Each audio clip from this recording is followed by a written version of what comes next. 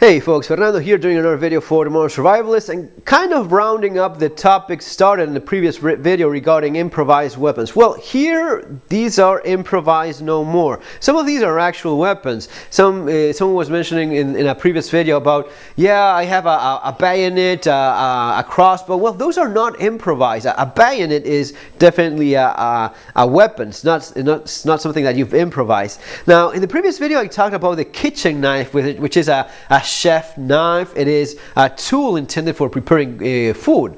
It can most definitely be used as a weapon, but it's not its original intended purpose. Here we do have some knives that are specifically made so as to be used as weapons. Talking about the bayonet, for example, that one that we have there. There's a field knife, which is, yes, a field knife, but it's definitely a bayonet as well. Glock's bayonet, this one, the one I have over there, definitely bayonets intended to be used as weapons. Then we have knives that are intended to kill while hunting. For example, that muela knife over there, that is a hunting dagger intended to stab an animal through the heart, kill an animal, or finish an animal that is wounded. Then of course you have some larger blades that can be used as weapons very effectively, maybe not entirely intended as such. That would be the case of the Kukri knife, which is famously used in Nepal, and the Gurkhas do use their knives as weapons,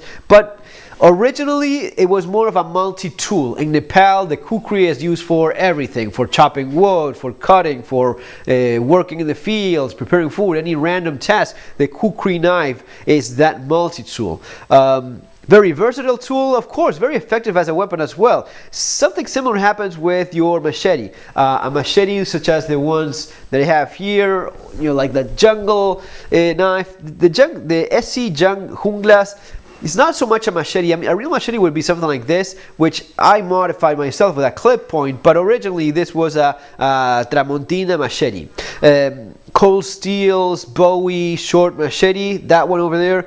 These are knives that are intended as multi-purpose tools, but they can do a very great job as weapons as well. The machete has been used in Africa, South America very effectively as a fearsome weapon. The amount of damage you can do with a machete, especially with a clip point like this, is even more versatile. But just slashing with it, if you keep it very sharp, like in my case, these are very, very sharp. So this is a razor sharp blade, long, light, fast in the hand, yet a lot of weight, so as to cut very effectively through anything that it comes across. And again, how sharp it is does make a difference. A machete, even a dull machete, out of the weight alone and the speed in which you wield it, is going to be causing a serious amount of damage. If it's razor sharp like this one, even more so. Anything it comes into contact with, it's just going to be slicing through like butter.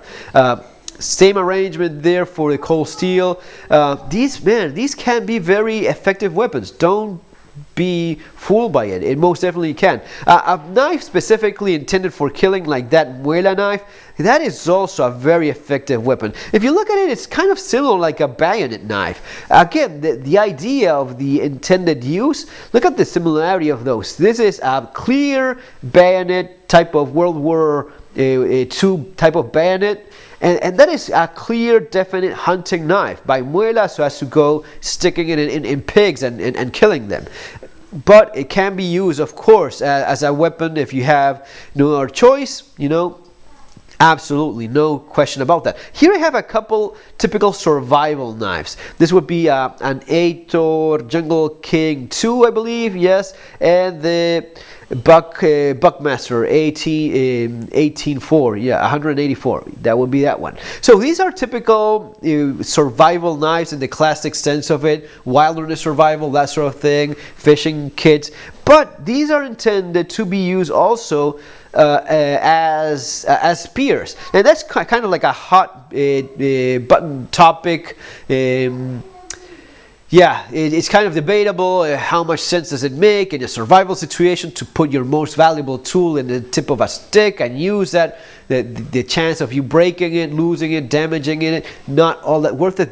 But if it comes down to using one of these as a weapon, man, the best alternative of all those that I have here is probably going to be going with a stick, you know, a broomstick or something, and putting that sucker there in the very end, creating some kind of lash with some cord, and making yourself an actual spear. A spear is a formidable weapon. It's used historically throughout the years, and one of the most effective weapons that mankind ever came up with. It gives you range, it gives you a lot of power delivering it with a stick using both hands. A spear is a fearsome weapon. It's used to do a lot of damage.